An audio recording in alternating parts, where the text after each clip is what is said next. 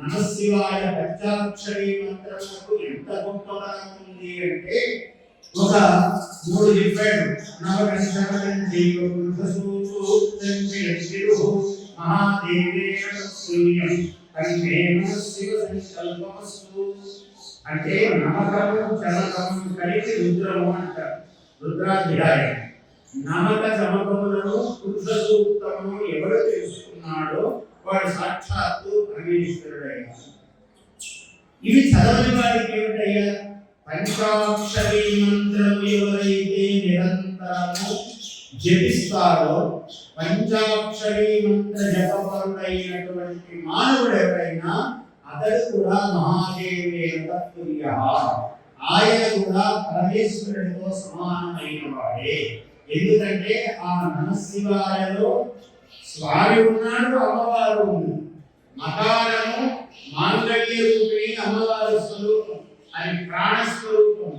నమః శివాయ, ఈ మహా అన్నది పార్వతీ స్వరూపం. మహా తీసి పక్కన పెట్టాడు అనుకోండి, అమ్మవారి పక్కన పెడితే నా శివాయ అవుతుంది. నాయన శివం కాదు అన్నాడు. అందుకని అమ్మవారి ఎప్పుడు ఉండాలి. ఆ అయ్యవారిలోనే అమ్మవారు ఉన్నది.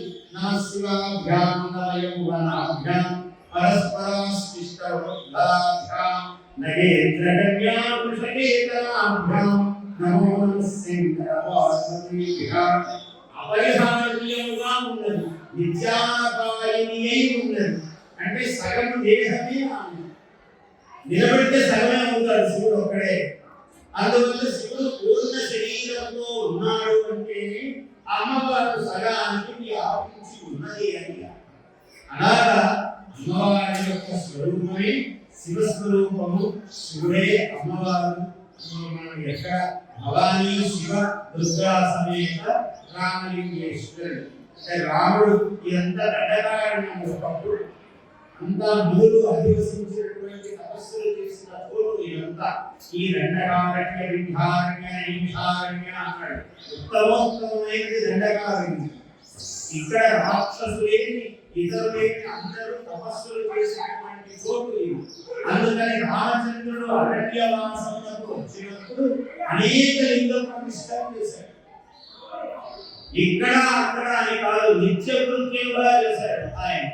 ఇదంతా అన్ని వాల్మీకి రామాయణంలో వాల్మీకి చెప్పకపోవచ్చు, కానీ అనేక పురాణాలు ఉన్నాయి.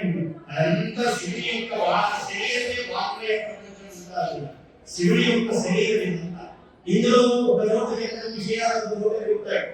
అన్ని ఒక ఉపన్యాసంలోనే మనం ఎంత చెప్పామో వాల్మీకి రామాయణంలోనే అంతా చెప్పలేదు ఆయన. వాల్మీకి మహర్షి మహానుభావుడు ఎన్నో విషయాలు చెప్పాడు. రుద్రస్మరణ చాలా గొప్పలు చేశాడు. శివధనుస్సును కీర్తించాడు. రుద్రుడు రాముడికి కోపం వస్తే రుద్రుడితో సమానం అన్నాడు. అలా రుద్రుడిని అనేక పర్యాయాలు స్మరించాడు ఆయన. అలా చెప్పినప్పటికీ అనేకమైన విషయాలు వ్యాసుడు వారు చెప్పారు. ఆయన తర్వాత వ్యాసుదేవి అంతటి వాడు, వాల్మీకి మొదటి వాడు. కానీ వ్యాసుడు వ్యాపించాడు వాల్మయ శరీరంలో.